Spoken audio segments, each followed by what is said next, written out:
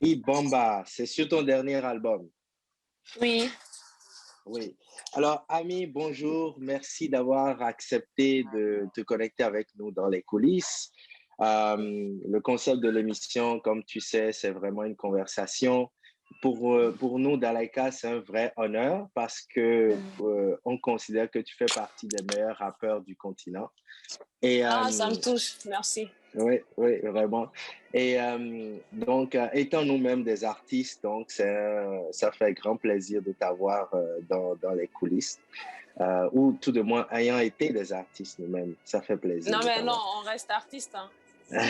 Toujours, hein, la fibre est là, Oui, toujours, ça toujours, vibre toujours. toujours. Oui. Alors, habituellement, on commence toujours par laisser notre invité s'introduire, parler un peu de toi. Donc, si tu peux nous donner un peu euh, qui est Ami, de quelle est ton origine, comment tu es arrivé au hip-hop, comment tu as démarré ta carrière d'artiste et aussi quel a été ton parcours. Je sais que tu as un parcours très riche, donc c'est une question très longue, mais Non, mais vas-y. non. Devant les grands frères comme vous, moi, je ne peux que m'incliner. Donc, déjà, Merci, merci.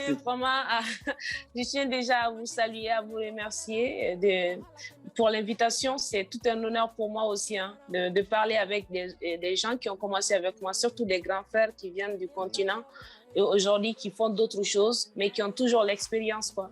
Quand même, c'est un honneur, un plaisir. Et moi, je suis à l'école avec vous. J'apprends auprès de vous. Merci pour l'invitation. Et moi, bon, je ne suis rien, je ne suis qu'Ami Yarawolo, artiste rappeuse, voilà, une femme qui essaie de s'imposer dans ce milieu.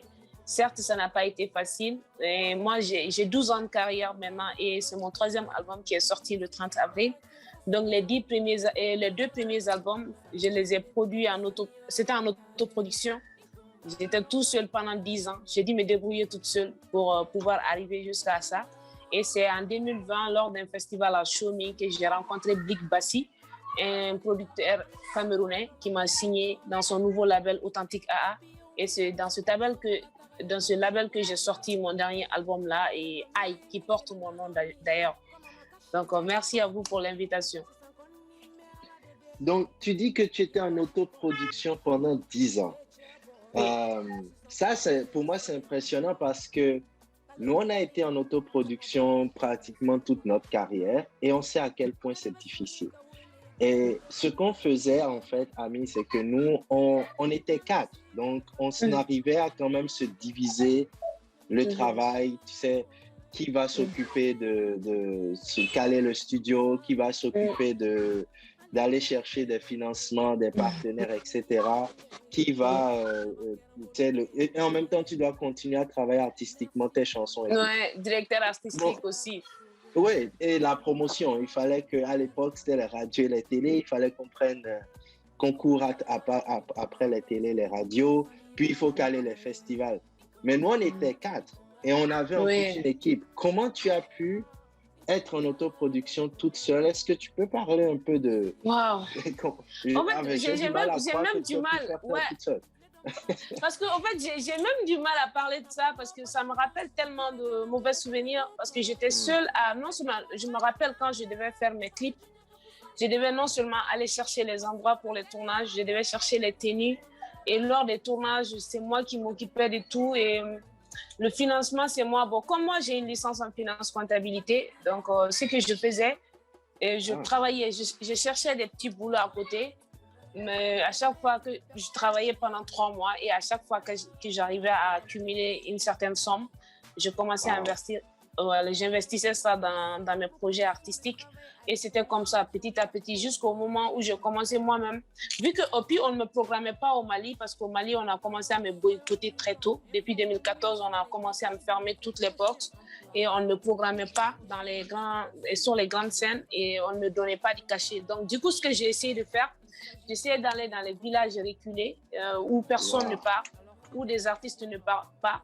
Et c'est des trucs où tu fais en moto, où c'est vraiment compliqué. Tu dors parfois à terre Et c'est pas facile. Je sais même pas comment j'arrive à faire ça, mais c'était des petits concerts comme ça que je faisais pour pouvoir avoir des petites sommes. Et quand je revenais à Bamako, dans la capitale, j'essayais de programmer comment est-ce que je vais faire mon album, ou bien si c'est des singles que je voulais faire, ou bien des clips. En plus, pour la communication, c'est moi-même qui gérais mes réseaux sociaux, que ce soit Facebook, Instagram, Twitter, tout. Ça passait par moi. En fait, c'est ma vie, je pense que j'ai tout sacrifié pour me consacrer à ça.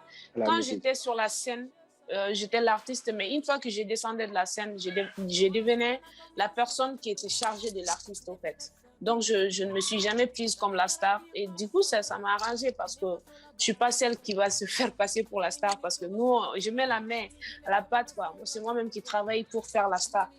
Donc, la star, elle n'est que sur scène. Et la star, elle n'est que dans les clips vidéo. Mais après, moi, je suis que la femme et qui essaye juste d'aider la star à évoluer dans sa carrière. Alors, waouh, c'est très intéressant. JC vient de se connecter. Je vais te le présenter. JC, de nous quatre, il a fait carrière solo sous son nom d'artiste Jay Killa. Et donc, on est très fiers de lui. Ah ouais, il a fait une carrière solo. Il vient de son dernier album. Il a annoncé que c'était son dernier. Je ne sais pas si ce sera vraiment le dernier. Il a lancé l'année passée. C'est le dernier. Non. J'espère qu'il y aura un featuring avec vous tous. Il y aura Dalaika au complet sur son album. Ouais, il faudrait qu'on y... Ouais, mais tu sais, c'est difficile. Hein, on est maintenant, c'est pas le problème, aux quatre coins le problème, c'est exactement, c'est ça le problème. On est éparpillé. Mais Ami, je voudrais vraiment te faire un big up hein, parce que quand j'écoute ton parcours, je pensais que nous, on avait eu des itinéraires difficiles, mais c'est de la blague. Ce que nous, on a vécu, c'est de la blague. Franchement, tu es très loin dans le hustle. Et vraiment, 9 respect pour tout ce que tu as réussi à faire. Franchement. Merci beaucoup. Comme disait Lionel, nous, on a eu la chance d'avoir quand même des amis autour. Donc, très tôt, on a eu manager, on a eu chargé de com et tout. Même si ce n'étaient pas des professionnels, ils ont mouillé le maillot avec nous, mais être à la fois chargé de com, manager, directeur artistique, chargé de studio, devoir aller dans des villages trucs, on n'a jamais connu ça. Donc ça prouve vraiment qu'on est encore très loin d'analyser vraiment ce que vivent les autres musiciens dans la sous-région. Franchement, 9 respect. Merci à vous. Merci en tout cas. Et big up, bonjour, bienvenue. Oui. Donc, JC va rester connecté, je pense, quelques temps, et puis après, il se reconnectera. Après, il prend un vol présentement. Exactement. Monsieur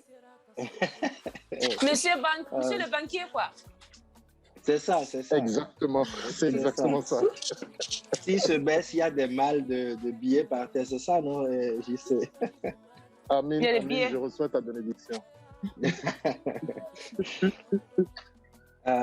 Non, c'est ce que JC a dit est à 100% vrai.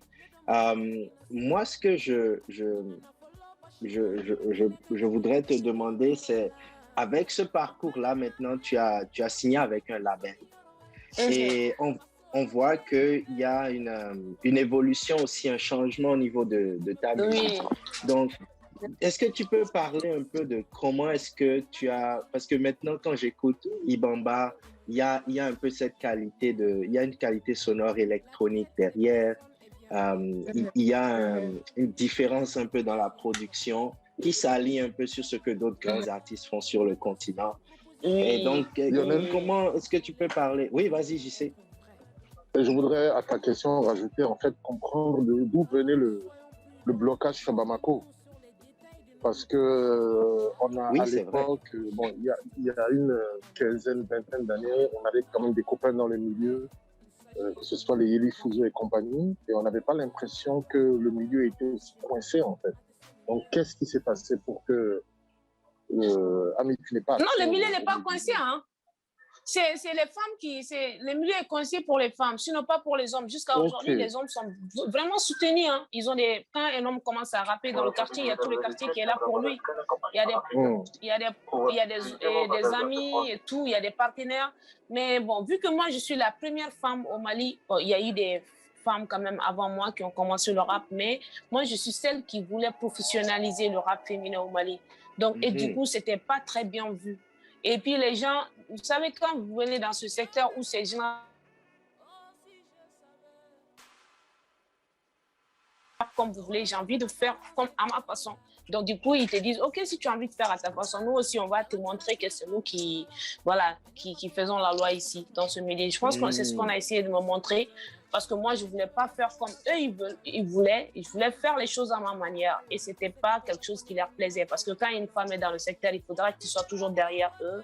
Il faudra que tu sois l'air petite. Il faudrait que ce soit eux qui donnent les ordres. Et il y avait un changement. Moi, je voulais leur montrer qu'une femme pouvait venir et être indépendante dans ce secteur-là, qu'elle n'avait pas forcément besoin, voilà, d'avoir un homme pour lui dire quoi faire, quoi, en fait. Et donc, je pense que c'est ça qui a dérangé et ils ont voulu me montrer que c'est eux qui ont la force. Et c'est pourquoi je n'avais pas de festival, je n'étais pas programmée dans les... À Bamako, presque, il n'y a aucun concert presque qui me programme dans la capitale. Et pour être programmé, il faut que moi-même je me bats dans les petites régions. Et puis, c'est des concerts que moi-même j'organise à fond propre et pour pouvoir avoir des petites choses.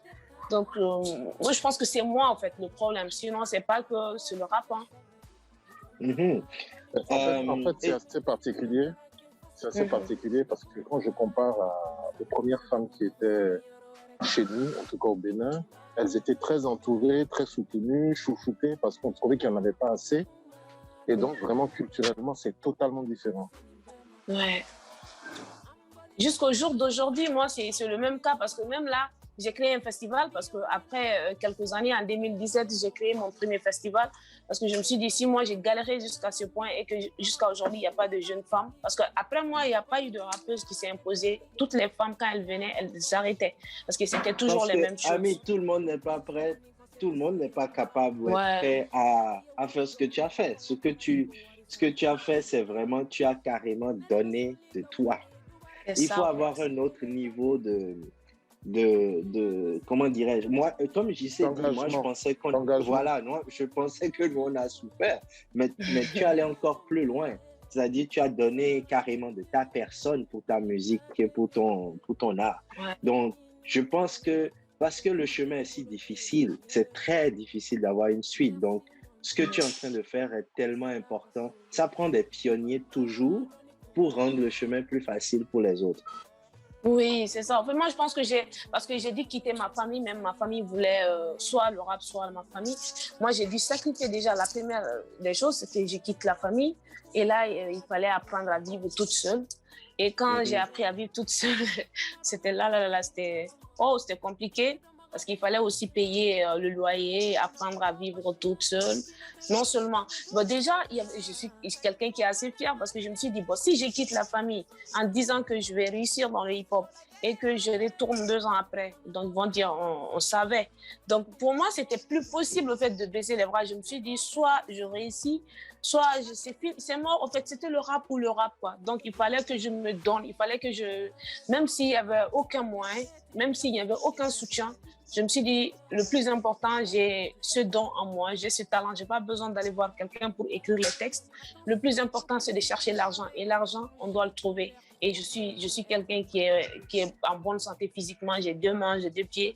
En plus, j'ai eu la chance d'aller à l'école et hors de question d'utiliser mon corps pour arriver à mes fins. Non, ça, c'était impossible pour moi. Il faut travailler comme tout être humain. Et là, c'est là que toutes sortes de travail, j'ai dû faire toutes sortes de travail, quoi, nettoyer des bureaux et même donner des cours aux enfants. C'est-à-dire, j'ai dû faire tout pour non seulement payer mon loyer et puis aussi faire en sorte que chaque année, que je puisse mettre au marché au moins 2 ou 3 singles, au moins 2 clips et chaque 2 ans, 3 ans, au moins faire un album pour que le rap féminin ne disparaisse pas parce que leur objectif, c'était de faire disparaître complètement ce rap féminin, vu que moi, je ne voulais pas faire comme eux, ils voulaient. Voilà, moi je dis, moi je suis têtue, donc je me suis dit, ok, on verra. Tout ce que vous pouvez faire, c'est de m'interdire les festivals, mais vous n'allez pas m'interdire de rapper, vous n'allez pas m'interdire de mettre les choses sur... En tout cas, il y a toujours des fans qui ne savent pas peut-être ce qui se passe autour de l'artiste. Si moi-même je ne parle pas, personne ne saura ce qui se passe. C'est seulement dans le secteur qu'il y a ce problème-là. Donc il y a certains fans quand même qui sont là, qui m'écoutent, donc je vais me battre pour eux. Et bon, Dieu merci, aujourd'hui quand même, je suis plus seule parce que j'ai dû accepter d'être seule pendant 10 ans. J'ai sacrifié ma famille, j'ai sacrifié ma vie même de jeune parce que j'ai dû arrêter de sortir. J'avais plus de vie en fait. Parce que je me suis dit, ça ne peut pas aller, ça ne peut plus aller parce que j'avais même peur de sortir, d'aller dans des boîtes de nuit, de faire certaines choses parce que je me dis qu'est-ce qui pourrait m'arriver, est-ce qu'ils ne vont pas me filmer en train de faire certaines choses, après essayer de détruire mon image avec ça. Utiliser ça contre toi. Voilà, tellement j'avais peur qu'on détruise mon image parce que la seule chose que j'arrivais à garder, c'était mon image, mon intégrité, ma dignité. Et donc, quoi qu'il arrive aussi, quand tu es chez toi, même si tu n'as rien à manger, personne ne sait. Mais si tu sors et que tu es traité d'une certaine manière, le monde saura et voilà, tu pourras perdre ta crédibilité aussi. Donc moi, je voulais garder cette crédibilité-là, même si il n'y avait rien à la tasse, dans l'assiette, mais il fallait garder la crédibilité. Parce que moi, mon objectif a toujours été de montrer à ces personnes-là qu'ils ne sont pas Dieu et que moi, mon destin, ce n'est pas eux qui le contrôlaient et que si moi, j'ai ces talents en moi, ce n'est pas eux qui vont m'empêcher de faire ce que Dieu a prévu pour moi. Mais Dieu aussi ne viendra pas me prendre comme ça en bas et me mettre en haut. Il faut que moi, je bosse, je travaille et que je lui montre. Certes, il y a eu des fois où quand même j'ai voulu abandonner. Il y a plusieurs fois où je pleurais sur moi. Je me dis, est-ce que je ne veux pas abandonner et retourner à la maison et dire que je suis désolée. Mais après, chaque fois, j'arrive à garder encore pied sur terre. Je me dis, non, tu ne peux pas abandonner. Tu es Yerwolo. En plus, le nom que je me suis donné, c'est tellement lourd. Ça, je me suis dit, non, tu es Yerwolo, tu n'as pas le choix. Ah, ok. Oui, Yerwolo, ça veut dire authentique, vrai. Ça veut dire quelqu'un qui sait d'où il vient et qui sait où il va. Et quelqu'un qui est prêt à supporter tout mais ne va jamais vendre sa dignité et son honneur, en fait. Et voilà, donc, c'est fort. Donc, je pense que ce sont des mots même qui m'encourageaient seul chez moi, dans mon appartement. Je dis, non, mais c'est Yerwolo, tu ne peux pas abandonner. Tu ne peux pas leur laisser te mettre pas. Continue, ça va aller aujourd'hui. Peut-être c'est dur, mais demain, ça ira. Et je me réveille encore. Et demain matin, j'ai encore la patate, j'ai la forme et je vais encore dans des radios, dans des télés pour essayer de programmer mes chansons. En tout cas, je ne me suis pas laissé faire, on va dire ça. C'est très bien, non? C'est une qualité des grands artistes, être têtu. Ok. Non, selon moi. Parce qu'il n'y a personne qui peut atteindre de grands objectifs sans vraiment être à 100% engagé derrière. J'y sais une fameuse phrase de la musique est jalouse, elle ne partage pas, n'est-ce pas?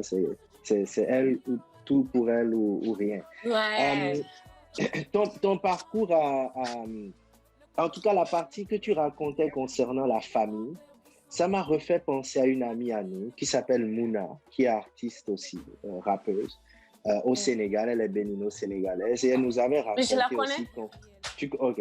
Elle nous avait raconté aussi, Mounaya, moi je dis tout Mouna parce que Mounaya, elle nous avait raconté comment au début, quand elle a fait ses premiers rap à la maison, c'était le choc des parents et puis elle a dû aussi, elle n'a pas eu à quitter la maison, mais c'est toujours un autre défi supplémentaire. Culturellement, il y a des choses que nos cultures n'acceptent pas et que tu dois encore écraser. Juste même le mot hip-hop, juste rap. Oui. Pendant longtemps, c'était tellement négatif quand on le faisait. Et puis, ajoute à ça, on a des sociétés qui sont sexistes, disons la réalité. Tu ajoutes ça, c'est un deuxième niveau de difficulté.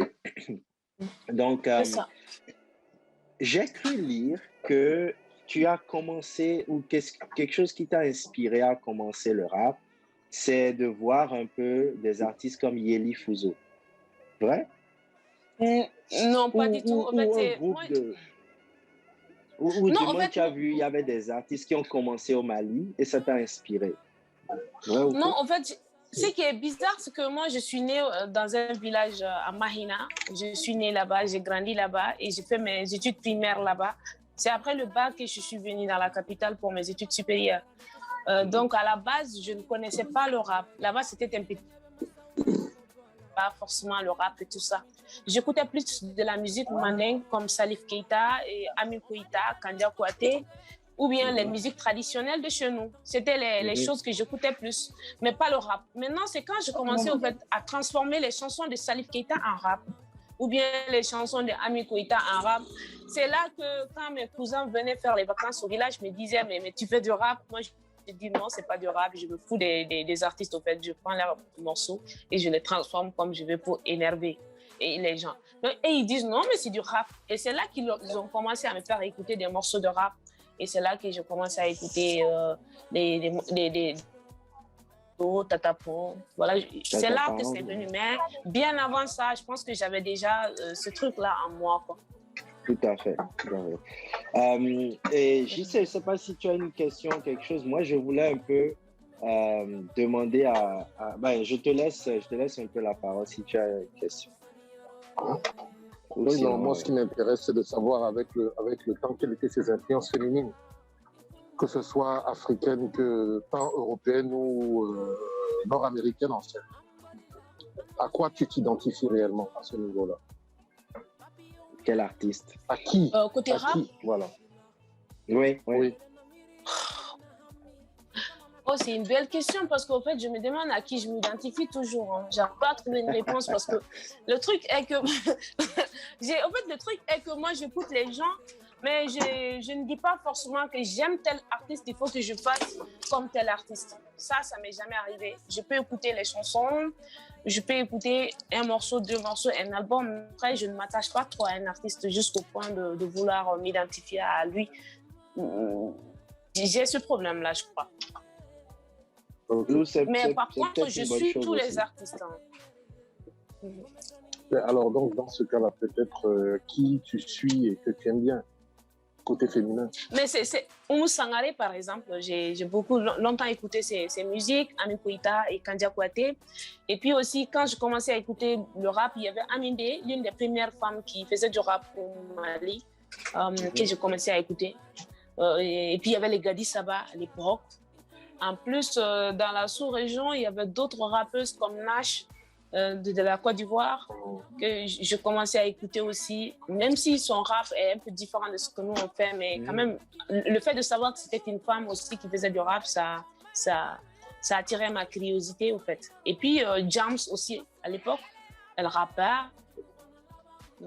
Voilà, il y a toutes les femmes qui faisaient du rap, j'écoutais tout le monde. Pour connaître. Non, on a perdu je crois qu'il a un petit point de connexion, JC. Allô, tu m'entends? Oui, là, on t'entend, vas-y. Oui, je disais que d'ailleurs, en parlant de Nash, je trouve qu'elles ont beaucoup de similitudes dans le parcours. Ah oui? Oui, parce qu'elle aussi, elle a beaucoup trimé avant de pouvoir s'imposer et gagner le respect des hommes. C'est pareil. C'est ça. C'est ça. Alors, si je ne me trompe pas, JC, on a fait une chanson avec Yeli, non? Fuso? Est-ce que c'était... Oui, on a fait une. Mais je faisais partie du groupe de Yeli Fuso, par contre. Il faut le dire, en 2010, j'ai intégré son collectif 223 coups. Mais bon, c'est vrai que ce collectif-là, on n'a pas fait beaucoup de morceaux ensemble. C'est juste un collectif qui était là. Et bon, c'était important pour moi aussi de savoir qu'il y avait un gars comme Yeli Fuso qui... Parce qu'à chaque fois, il disait « Non, tu as du talent, je crois en toi, fonce, n'aie pas peur. » Donc, en fait, ces encouragements aussi m'ont beaucoup aidé. Parce que, voilà, il faisait partie des pionniers. Lui, il fait partie des pionniers du rap au Mali. Donc, le fait de savoir que lui, il me validait, en quelque sorte, c'était... on va dire ça boostait ma confiance en moi, en fait. Yeli a fait ses études aux États-Unis avec un très bon ami à nous. C'est comme un frère pour nous. Et c'est lui qui nous l'a présenté. Et c'est comme ça qu'on a connu Yeli, qu'on a commencé à travailler ensemble au temps où il était aux États-Unis. Ah, ok. On a enregistré une chanson ensemble sur notre deuxième album qui s'appelle À nos mères. Il y avait lui, moi, JC et Duce qui est un ami commun. Ouais. C'est ça. Ok. Comme quoi, le monde est petit. Mais j'espère vous voir ensemble encore. Hein. Ah, je sais ça, c'est une question piège. Non, en fait, on va se revoir ensemble à Bamako au prochain grand festival de Ami. On viendra soutenir. C'est ça, le festival de Maria des rappeuses, en effet. Ça me fera plaisir, ça me fera énormément plaisir. Ouais, la prochaine fois que tu l'organises, fais-nous signe, écris-nous au moins, quelqu'un se déplacera pour venir. Ouais. Oh, ça me fera énormément plaisir, merci. Oui, absolument.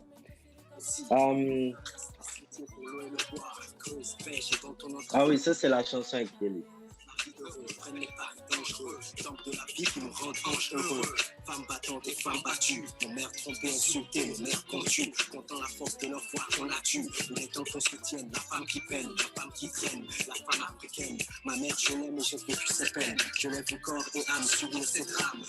Dans la nuit, sourire quand les jours se lèvent. Maman, je t'aime pour ton amour qui jamais ne se lave. Moi, toi, lui, on sait tous ce qu'on leur croit. Et chacun d'entre nous, il y en a une qui a versé notre âme.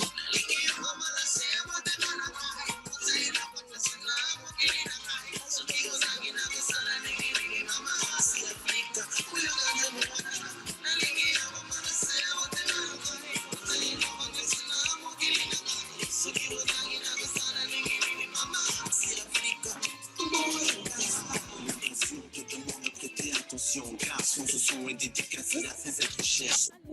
On chauffe nos cœurs et à nos yeux, on trouve de valeur, mon frère. Je te parle de nos sœurs, de nos mères, de nos femmes africaines. Femmes si souvent abusées, le respect, c'est juste une méduse. Et de son calme et sa beauté. Femmes qui nous ont éduqués, nous ont montré la différence entre le bien et le mal. Et quand on faisait des bêtises, c'est la fessée. Femmes qui nous portent dans son ventre pendant 9 mois. Femmes qui nous aiment, quoi que l'on fasse, quel que l'on soit. Je te parle de nos sœurs, de nos mères et des femmes qu'on marie. Femmes qui nous supportent, qui nous respectent, qui nous comprennent. Je te parle de nos femmes africaines. Femmes qui feraient tout pour le bonheur de son mari. Le genre de femmes qu'on voudrait tous retrouver à la mairie.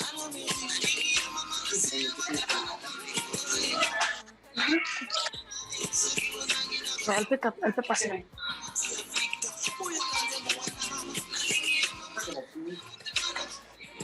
Donc voilà, tu peux entendre le deuxième couplet, je pense que c'était Yeli qui le faisait. Ouais. Alors, Ami, est-ce que je voulais te poser, on peut... Alors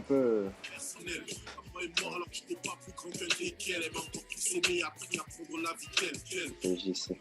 Toujours été un bon fils, préférant à l'école et à la famille, la rue et ses grands vices. Mais bon, il faut bien que les enfants grandissent et que les méandres de l'adolescence, peu à peu le temps lisse. Tu serais riche si tes larmes étaient des diamants. Combien de fois tu m'as sauvé des griffes du diablement. Je t'aime donc je voudrais que ma femme te ressemble. Chaque seconde compte car je sais qu'on ne sera pas toujours ensemble.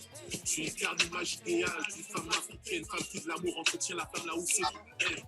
Que chacun de nous apprenne à aimer et à respecter nos femmes, nos soeurs, nos mères. Et voilà. Alors, Rétis, je vais retourner à Ami. C'est beau la chanson là. Elle est belle la chanson. Alors, on l'avait écrite pour nos mères parce que dans notre groupe d'Alaïka, nos mères ont joué un rôle très, très essentiel. Ma mère était la marraine du groupe. Officiellement, elle nous aidait même pour les projets d'albums. Elle venait, nous soutenait. On avait fait un deal en quelque sorte avec les parents qui était que tant qu'on continue à aller à l'école et qu'on amène de bonnes notes, donc c'est ça. On avait fait pour nos mères et puis Yeli aussi s'était joint à nous. Et puis c'est un des projets qui nous a beaucoup, qui nous toujours tient beaucoup à cœur. Et donc, on a été introduit au Mali comme ça, en quelque sorte, parce qu'on sait, pour notre album aussi, on a fait des tournées, on est allé au Mali, et on se souvient que c'était incroyable, le public malien, en termes de rap et de hip-hop. Mais pour revenir un peu à toi, tu chantes en langue, Bambara, n'est-ce pas? Je pensais aussi, mais je ne voulais pas me tromper, en langue Bambara. Et j'ai remarqué que dans tes chansons, tu as pris la direction artistique de chanter en langue malienne plutôt qu'en français. Est-ce que tu peux nous expliquer un peu comment tu es arrivé à faire ce choix-là? Bon, déjà, quand moi-même je m'autoproduisais, il arrivait des fois parce que je me posais des questions. Pourquoi les gens ne m'acceptent pas? Pourquoi on ne trouve pas d'autres me disaient non parce que tu rappes qu'en Bambara. Donc, il y a des fois où j'essayais de rapper en français. Mais quand j'ai rencontré mon producteur présentement, lui, il m'a dit que non, il ne veut pas que je rappe en Bambara, qu'il veut que je rappe en français. Et qu'il ne veut pas que je rappe en français, qu'il veut que je rappe qu'en Bambara.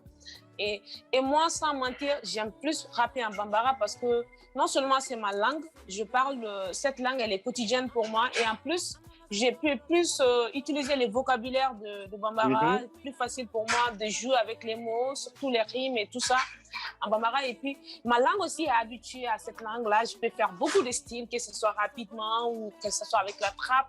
C'est plus facile pour moi de manier cette langue-là, ma manière, que le français. Parce qu'en français, je n'ai pas encore tout le vocabulaire. Et puis, je peux avoir du mal à dire certains mots aussi en français.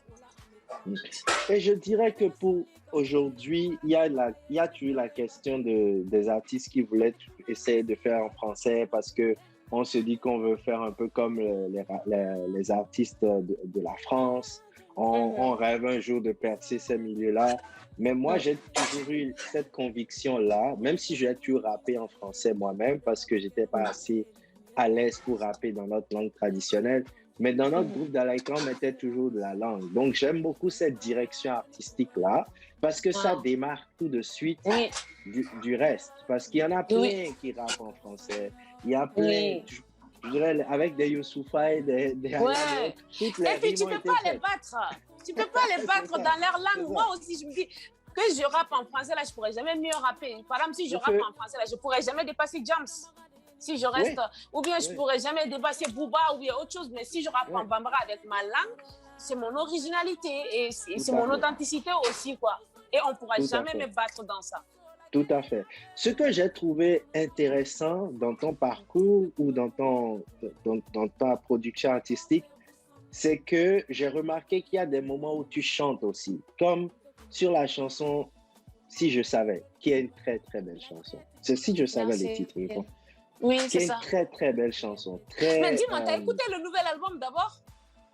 J'ai écouté certaines chansons, pas tout l'album. Pas toutes les chansons de l'album. Oui, je vais l'écouter. Parce qu'on jongle le travail, les médias, la famille, les enfants. Et j'ai vraiment pris le temps, on a pris le temps de t'écouter, mais on n'a pas eu la chance d'écouter tout le dernier album, ce qu'on va faire. Mais donc, j'ai vu que tu intègres le chant aussi.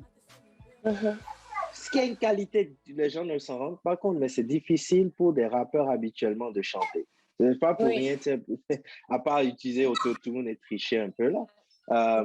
Donc, est-ce que c'est quelque chose que tu comptes développer plus ou pour toi, tu veux garder en majorité rap et intégrer de temps en temps le chant? Ou je suis curieux de savoir artistiquement où est-ce que tu t'en vas?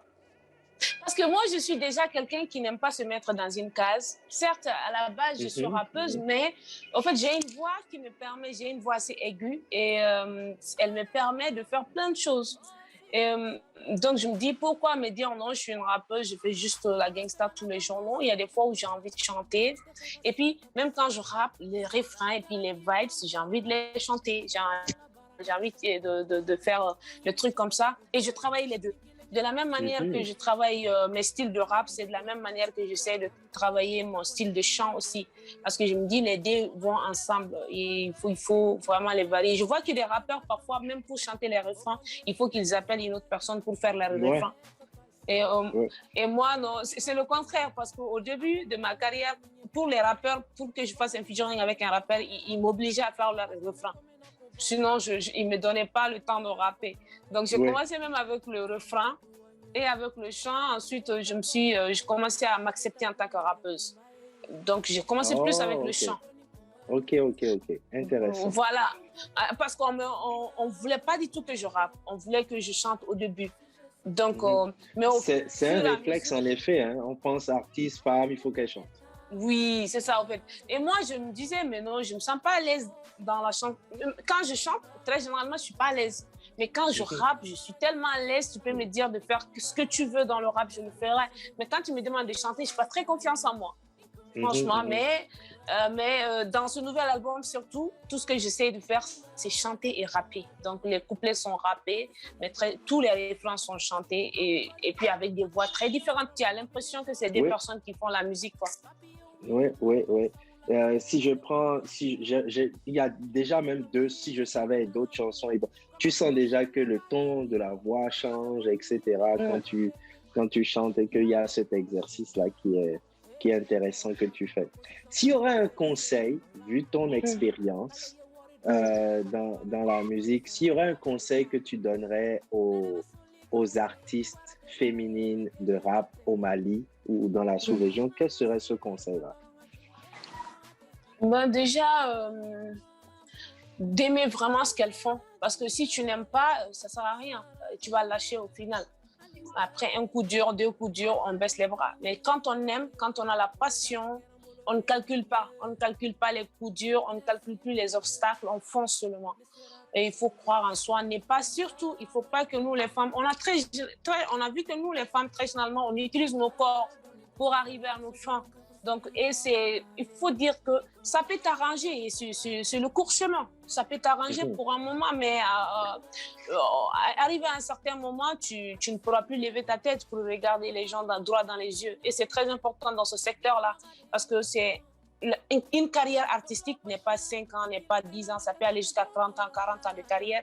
Et donc, du coup, il faut vraiment que tu gardes ta dignité, ton honneur, ta fierté, et que tu te dis, tu mets ton talent maintenant en avant.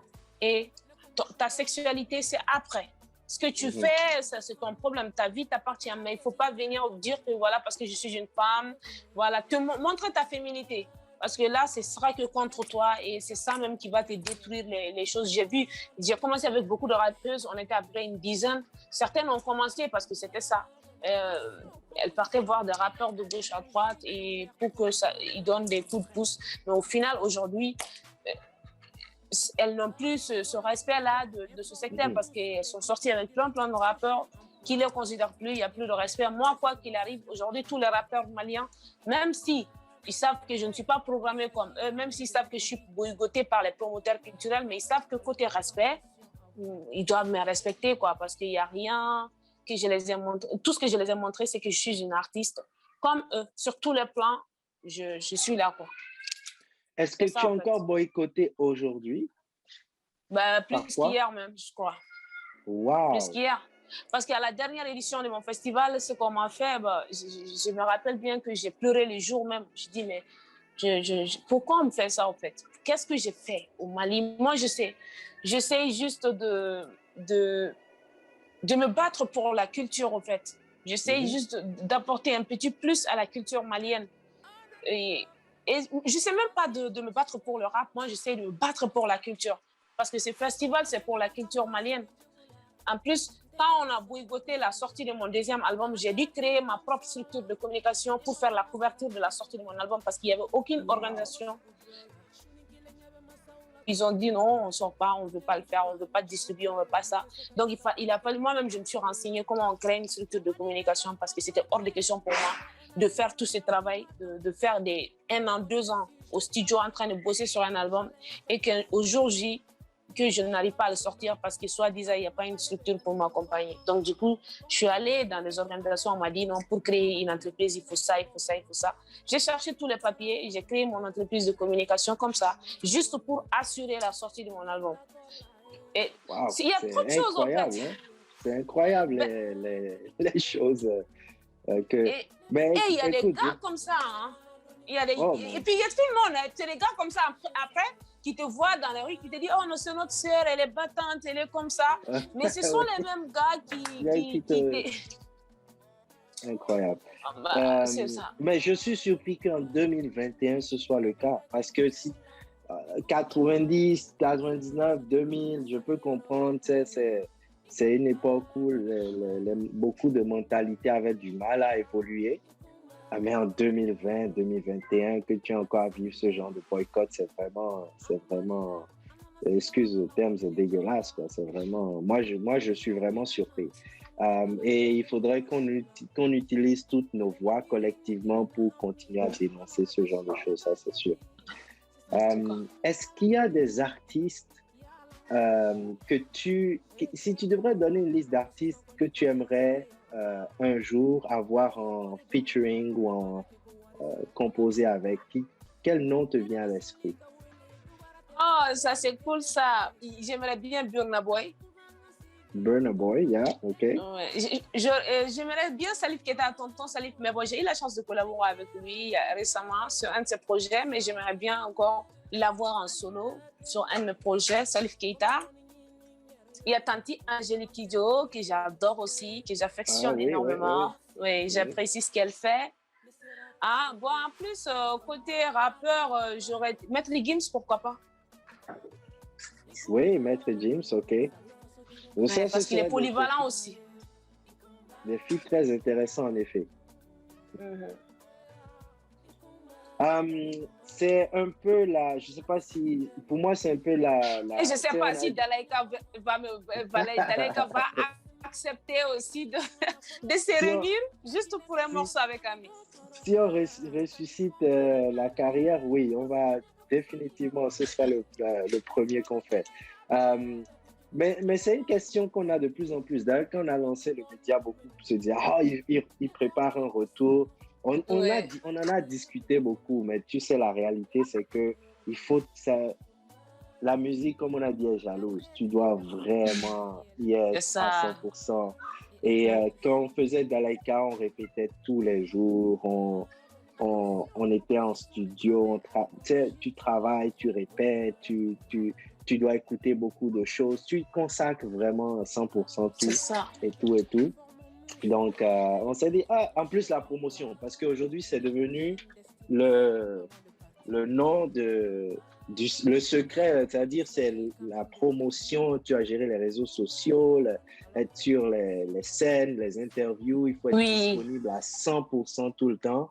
Et c'est difficile pour nous avec la disponibilité. Mais c'est noté. Si jamais il y a comme une opportunité où on fait quelque chose spécial, c'est sûr que... Alors, moi, je voulais qu'on écoute...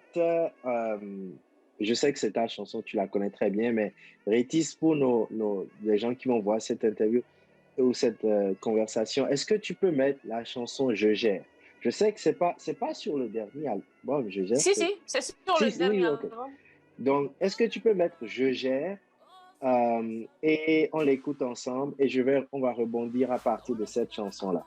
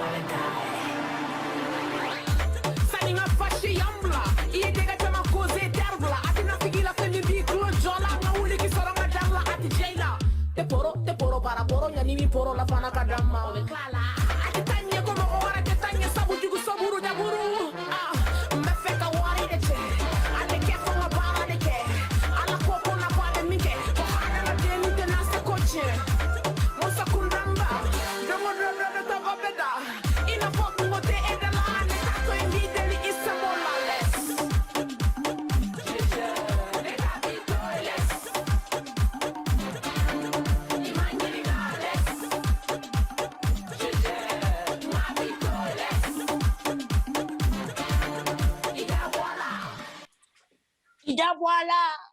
Yeah. Non, j'adore, je gère. Elle est énervée. Elle est trop cool, cette chanson. Euh, tu sais, comment tu rentres avec tu as dit que tu rentres en force sur le son, avec beaucoup d'énergie, avec le bambara, avec la rythmique du bambara, c'est juste excellent. Et Merci. Elick n'est pas sur l'appel, mais Elick qui est membre du groupe, l'une de ses forces, c'était un peu comme toi qui rappait en langue fond, il avait cette énergie, cette rapidité-là de la langue. Et souvent, quand on faisait certaines chansons qu'on voulait que ça commence très fort pour le public et tout, on le mettait toujours en premier sur le couplet et il rentrait très fort comme ça. Mais tu y vas encore avec une énergie incroyable. Et je voulais... Ce que j'aime de cette chanson-là, le thème est Je gère, mais au niveau du clip, tu sais, les références visuelles du clip, le cheval, le danseur, la plaine, tu sais, les tam-tams. Est-ce que le but, c'était de communiquer le Mali? Oui, le but, c'était déjà de montrer le soleil du Mali et tout ça.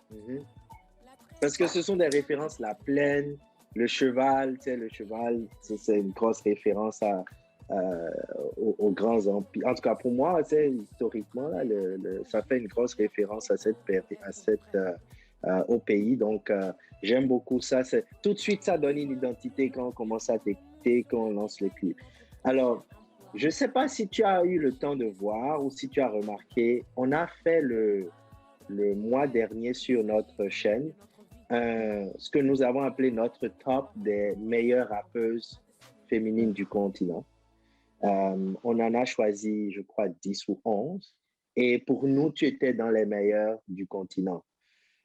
Et lorsqu'on faisait notre recherche, justement, et j'ai une autre question là-dessus, mais quand on faisait notre recherche, c'est lorsqu'on est tombé sur toi, c'est cette chanson-là qui nous a complètement bluffé. Et moi, ce que je voulais, l'énergie que tu mets dans cette chanson est vraiment impressionnante. Donc, est-ce que tu as eu le temps de voir un peu ce classement et d'écouter d'autres artistes féminines dans ce classement-là? Sinon, il n'y a pas de problème. Je vais venir avec une autre question. Mais il faut que j'aille regarder. Je vais aller regarder. Non, sinon, j'ai pas eu. J'ai vu quand même sur la story, je pense, dans la story. Et j'ai même partagé sur. Mais je ne suis pas rentrée pour écouter les autres chansons. OK. Mais par contre, si c'est toujours sur votre chaîne, je pourrais aller. Je te l'enverrai après. Parce que moi, je me disais, il y a quand on faisait ensemble la recherche sur ces artistes-là, toi, Mounaya, Sampa the Great, Moutoni, vous êtes tellement fortes. Merci. Si jamais vous faites un rêve, ce serait si Ami fait un feat avec une de ces artistes-là, Raja Méziane d'Algérie, comme vous êtes toutes excellentes. Mais moi, ce que j'ai eu l'impression, c'est que ce top-là, même si on a listé des artistes féminines, vous pouvez facilement être en compétition avec des artistes masculins. Et je pense beaucoup d'entre vous dans ce top dominent, selon moi, des artistes masculins. Donc, mais ça se dit pas, mais on les dit pas, on n'accepte pas parce qu'on est les femmes.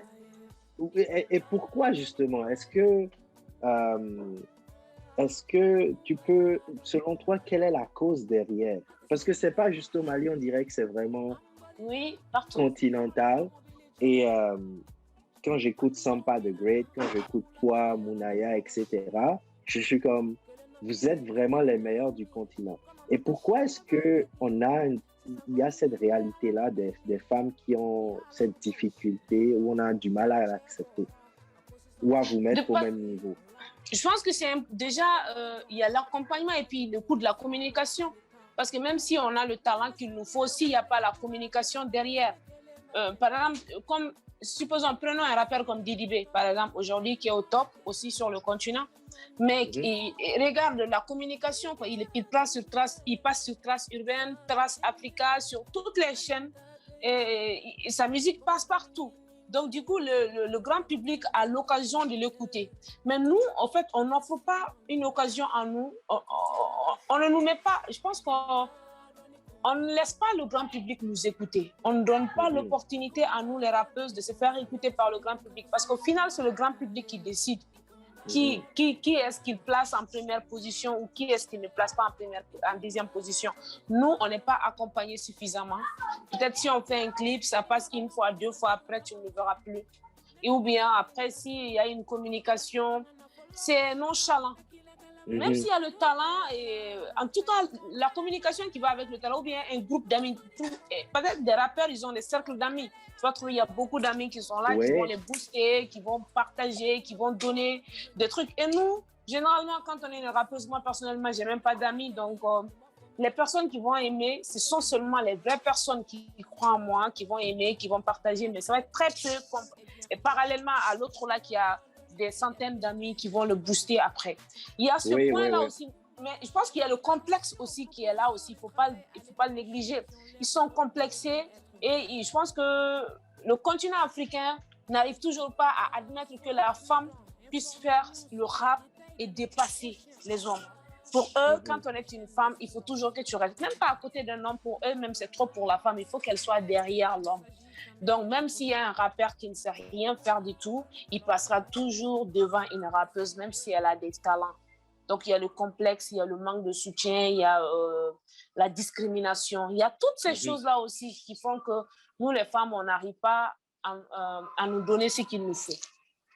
Et est-ce que tu penses que, justement, une des solutions, c'est un peu ce que tu fais avec le Malia des rappeuses, c'est que les artistes féminines et leurs alliés commencent à développer des structures parallèles aussi de communication, c'est ça? C'est ça l'idée derrière le Malia des rappeuses? L'idée derrière le Malia des rappeuses, quand même, c'est d'essayer de donner des portes de sortie, des tremplins déjà. Parce que même quand on est rappeuse et quand on est avec ses propres difficultés et qu'on n'a pas d'espace aussi pour communiquer, dialoguer, c'est très compliqué. Donc déjà, parce que moi, c'est juste avec mes très peu de moyens, je n'ai pas de financement, je n'ai pas de partenaire avec ce festival. Chaque année, j'ai mis un budget de côté donc, pour pouvoir faire le festival à la fin de l'année. Donc, pour le moment, c'est juste organiser des ateliers de formation parce que ces jeunes femmes-là, très généralement, quand elles viennent, elles n'ont pas aussi la façon d'écrire les textes, ou bien elles n'ont pas confiance en elles, ou bien parfois, il y a des problèmes de base que moi, j'essaye déjà de corriger parce que moi, j'ai eu tellement de problèmes de base avec la société, avec la famille, avec le milieu même, que j'essaie aussi d'anticiper ces problèmes-là pour qu'elles ne se bloquent pas. Maintenant, après le financement, quand j'ai fini avec le festival, les 3 premières, j'essaye de faire un featuring avec toutes celles qui ont participé. J'ai fait un clip et je booste tout ça et je sais que je peux aller voir pour dire au moins, même si vous ne voulez pas moi me programmer ces filles-là parce qu'elles ont besoin, elles ont du talent, elles ont ça. Moi-même, je me bats pour qu'elles soient programmées. Et j'essaye tout le temps aussi de les inciter à former leur propre équipe. Et pour qu'elles ne s'arrêtent pas. Moi, mon combat, c'est qu'il y ait autant de rappeuses, parce que quand il y en aura beaucoup, les gens vont arrêter avec la discrimination. Parce que s'il y en a 1, 2, 3, 4, voilà, il y aura toujours ce problème-là, c'est une femme. Mais quand il y en a des centaines de rappeuses tout de suite, comme il y a des milliers de rappeurs, finalement, les gens vont essayer. Ce n'est plus le sexe qui va compter, c'est le talent qui va. Par le nombre. Ça s'impose par le nombre. Oui, il faut le nombre et puis surtout la qualité. Ces rappeuses-là, il faudrait aussi qu'elles puissent être des rappeuses de qualité et qui peuvent non seulement rapper dans leur langue, mais aussi qui peuvent s'exprimer, qui peuvent avoir une direction artistique aussi, qui est très important. Il ne faut pas faire comme tout le monde. Parce que généralement, les rappeuses, on les a mis dans la tête et tant que tu ne t'allies pas à un rappeur, tu n'arriveras nulle part. Et donc moi, j'essaie de leur dire que c'est ça ne fera que les mettre en retard. Et ça, c'est bon, mais il ne faut pas aussi qu'on essaye de se dire non, femme pour femme, homme pour homme. Je ne crois pas que ça va marcher comme ça. Oui. Moi, je pense que ce qui pourra même battre ce record-là, c'est de mélanger les rappeurs aux rappeuses surtout. C'est-à-dire, lorsqu'il y a des Arrêtez festivals... de faire des trucs à part, là. Oui. Non. Moi, le festival, c'est pour former les rappeuses, maintenant, pour qu'elles puissent aller sur le terrain des hommes et pouvoir les battre.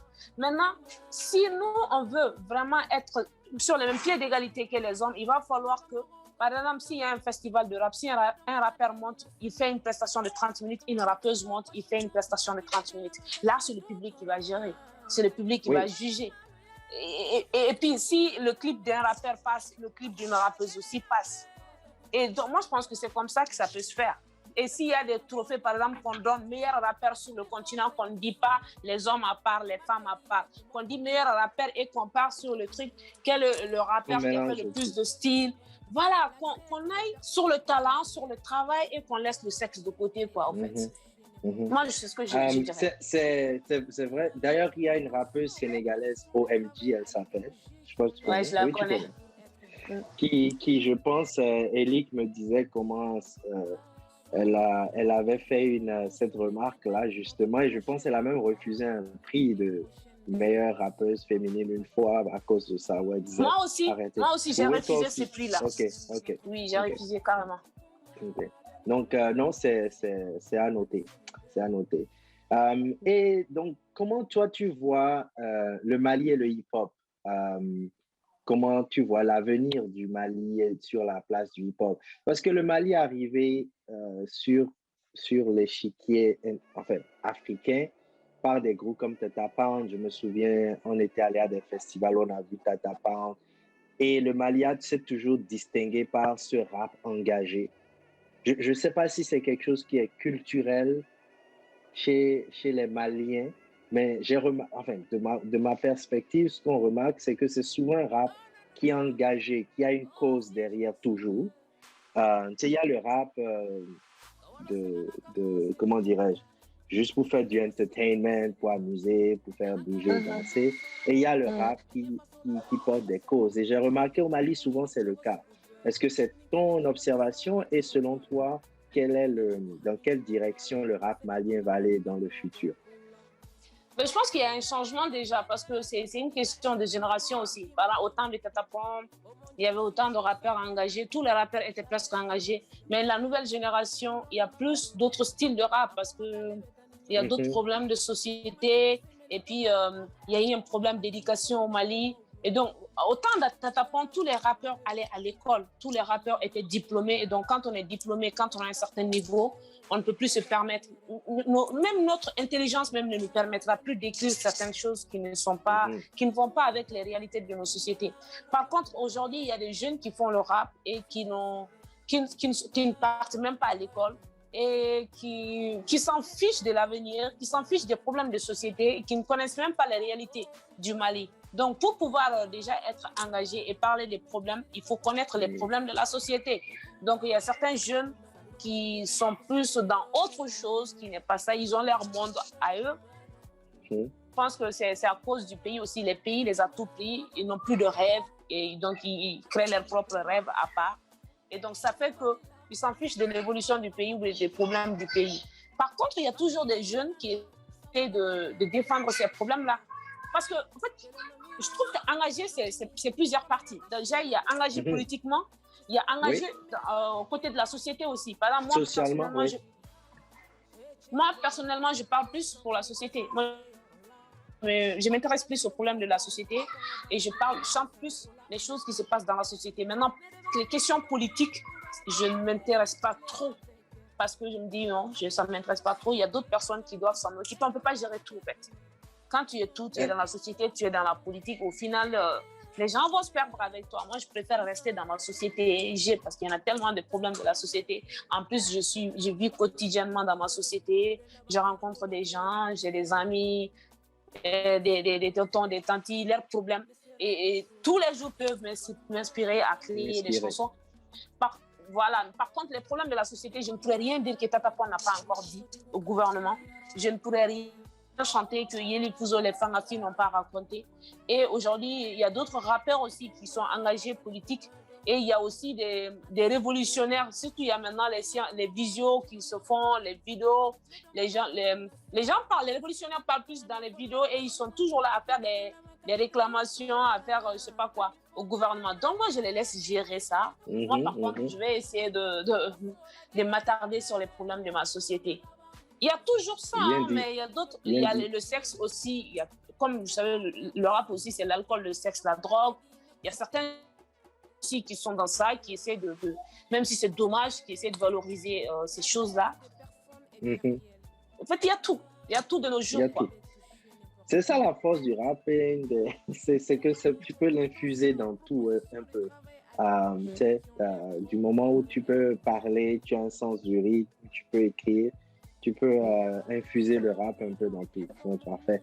Alors, on fait souvent un segment qui est des questions rapides.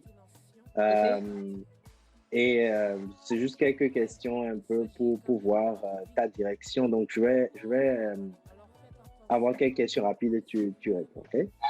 OK. Queen Latifah ou Missy Elliott? Oh, je sais pas, moi. Bizarrement, j'écoute pas les deux. Hein. OK. Pas trop. OK. Diams ou Aya Nakamura? Oh, Diams. Oumou Sangaré ou Angélique Kidjo? C'est une question piège. Ah, ça se fait pas. Mais moi, je dirais Oumou Sangaré quand même, parce que sa musique m'a bercé. Ouais. OK. Mais Abidjan... j'aime Angélique Kidjo. Moi, j'aime Natata. Abidjan ou Lagos? Ben, j'ai été à Abidjan, mais j'ai jamais été à Lagos. Lagos, alors. Ah, OK. Lagos. Pour toi, c'est la scène ou le studio? Oh, la scène. La scène, ouais. J'adore la scène. Ouais. Et est-ce que tu peux élaborer pourquoi la scène plus que le studio? La scène, parce que c'est là la réalité. Le studio, tu peux copier-coller, tu peux faire je sais pas, le baraccodage là-bas. Mais par contre, sur la scène, c'est réel, c'est toi. En plus, il y a un vrai contact avec le public. Là, tu donnes. Ouais. Et il y a la scène, quoi, parce que tu vis, l'art vit sur la scène, en fait. Il y a quelque chose, OK, je 100% d'accord. Moi, on a toujours préféré la scène. D'ailleurs, nos meilleurs trucs se sont faits sur scène et comme à l'époque, on n'enregistrait pas, nos meilleures prestations n'ont jamais été enregistrées. Une autre question, Sidiki Diabaté ou Ibawan?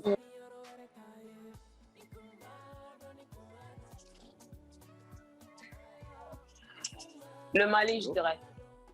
Oui, OK. DDB ou Suspect 95? Je dirais le Mali. Le Mali, OK. DDB ou mais Suspect 95? Je m'en fous de toute façon. Ils font ce qu'ils veulent. Ah, Oui, OK. Attends, Allô? Le son chez moi un peu. Oui, la connexion était un peu problématique. Est-ce que tu m'entends? Ça va? Oui, ça va. Là, je t'entends. Oui, là, je t'entends. OK. Je disais Sidiki Diabaté ou Ibawan?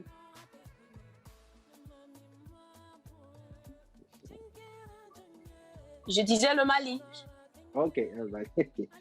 DDB ou Suspect 95? Je m'en fous. Bon. Et voilà, ce sont les questions rapides que j'avais.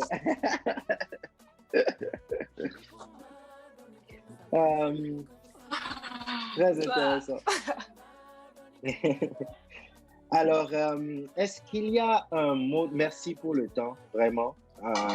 Écoute, Ami, on est de grands fans de ce que tu fais. On est de grands fans de ton art. Tu sais, quand on voit le talent, ça saute à l'œil. Et tu en as énormément.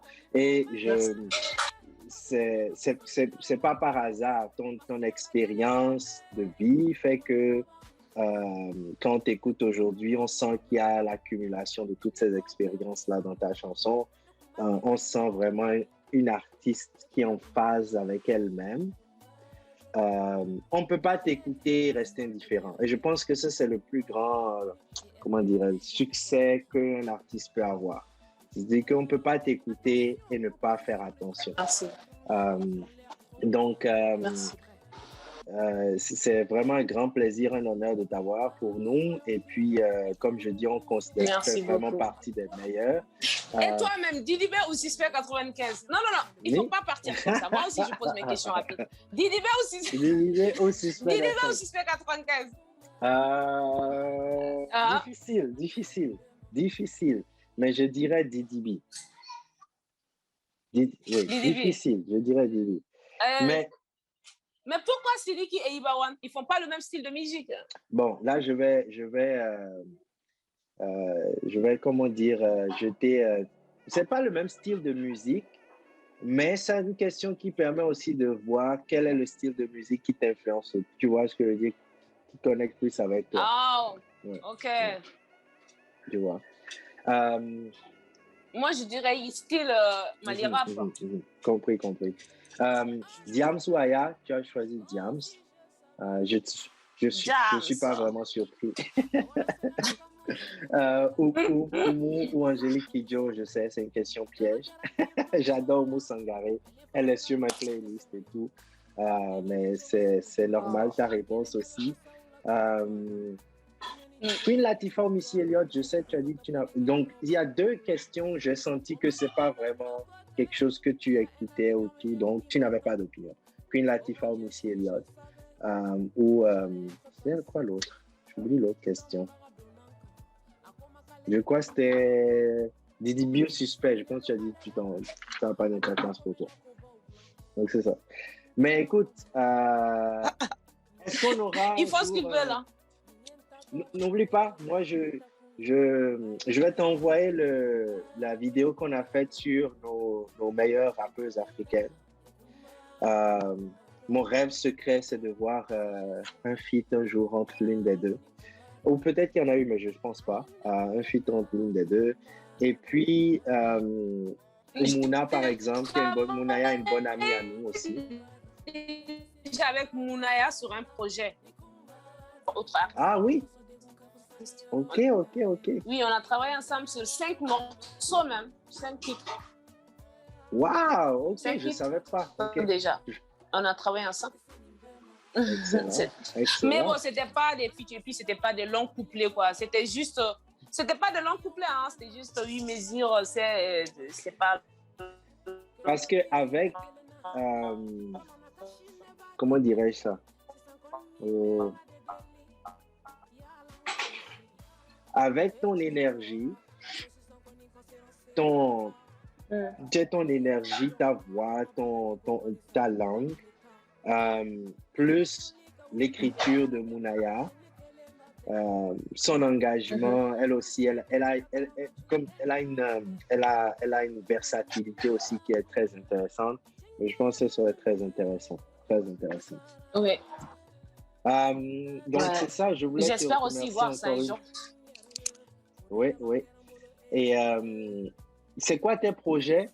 Je sais qu'il y a ton album, donc c'est sûr, on va en parler sur notre chaîne. C'est quoi tes projets actuellement? Est-ce qu'il y a des festivals, des scènes, Je sais qu'il y a le Covid qui frappe. Est-ce qu'il y a des choses sur lesquelles tu travailles présentement? Oui, je travaille sur un projet de centre culturel. Aussi sur la 5e édition de mon festival et maintenant après la sortie de mon album il faut des tournées aussi, donc mais vu que maintenant je suis avec un label, le label s'occupe de trouver des tournées pour moi et puis je viens aussi de trouver un truc avec l'Institut français, peut-être que je ferai une résidence bientôt en France. Intéressant. Il faudrait ajouter le Bénin un jour sur la liste de destinations. J'aimerais bien. Tu sais que mon premier festival c'était au Bénin. Ma première fois de sortie, oui, mon tout premier festival, c'était au CIMA de Bénin. Salon international qui s'est passé au Bénin, là-bas. Oui. Wow. En 2015. Wow. Et c'était mon tout premier bon cachet. Hein. Tu vois, non? On n'est pas si pauvre, le Bénin. Ravi. Non, vous n'êtes pas pauvre en plus. Parfait. Je serais ravi de retourner là-bas. Ce serait avec vraiment l'album Aïe cette fois-ci. Oui, oui, avec l'album Aïe. Et le Bénin est un pays qui aime beaucoup le rap, qui a toujours... on a mis du temps à développer notre propre identité de rap.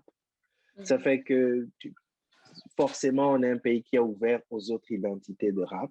Je pense, en général, il ne faut pas parler pour tout le monde, mais on a cette... ceux qui ont été vraiment des pionniers au Bénin, c'est des gens qui avaient une ouverture sur les autres types de rap en Afrique, Sénégal, Mali, etc. Et donc, il y a toujours cette ouverture sur l'identité. Donc, si tu viens un jour au Bénin, ce sera encore apprécié. Est-ce que tu as un mot de fin pour nous? Merci pour l'invitation. Merci pour ce temps et d'écoute aussi. Ça fait plaisir de se faire écouter par les grands comme vous, des personnes qui ont commencé avant moi. Et vraiment, merci. Et merci, il faut faire un big up à mon grand frère qui n'a pas eu la chance de finir avec nous. Et pour le temps qu'il a pris, malgré qu'il est banquier, maintenant qu'il compte les billets. Voilà. Et voilà, merci, quoi. Et sachez que moi, je ne suis que votre sœur qui est là, qui apprend. Et si vous avez besoin de moi encore, voilà, je ne peux même pas refuser. Ce sera toujours un honneur, un plaisir. C'est très apprécié. Et on espère qu'on aura l'occasion de se voir un jour au Mali. C'est une terre très spéciale pour nous. Donc, c'est quand le festival que tu fais? Pour le Mali, il y a des rappeuses. Je suis en train de penser pour septembre 2022 pour la 5e édition. Pour le moment, on espère septembre 2022 si tout va bien. C'est noté.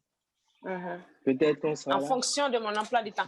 Non, vous serez là, pas peut-être. Il faut aller peut-être. Comme ça, vous donnerez. C'est vous qui allez faire les ateliers pour les jeunes filles. Moi, parfait. C'est noté. J'ai fait mon ADN récemment. Donc, l'émission est officiellement finie.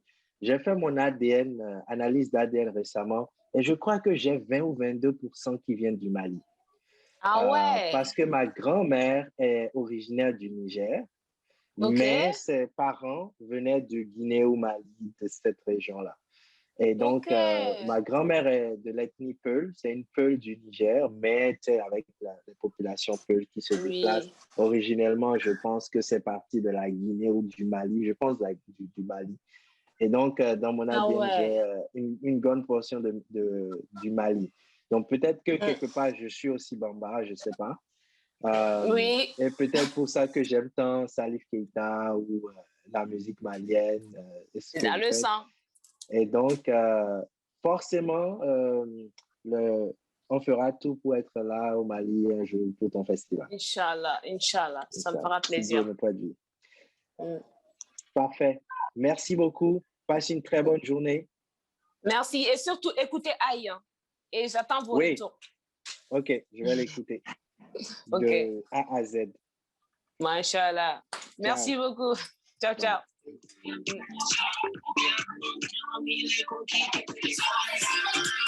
Alain.